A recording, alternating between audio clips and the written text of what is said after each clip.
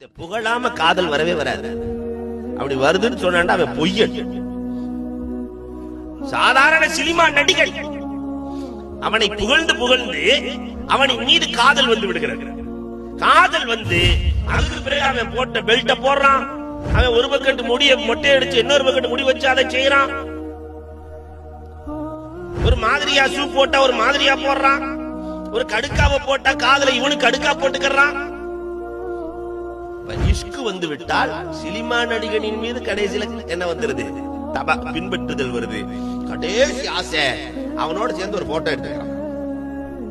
கடைசி ஓமான் நபிகள் கோமான் ஸல்லல்லாஹு அலைஹி வஸல்லம் மதஹில்லாமல் எப்படி இஷ்கு வரும்? பெருமானாரை புகழாமல் எப்படி காதல் வரும்? காதல் வராமல் எப்படி நாயகத்தை பின்பற்ற முடியும்? நாயகத்தை பின்பற்றாமல் எப்படி நாயகத்தோடு சேர்ந்து சொர்க்கத்தில் இருக்க முடியும்? நான்கும் ஒன்றோடு ஒன்று சேர்ந்தது இது யாருக்கு கிடைக்கும்?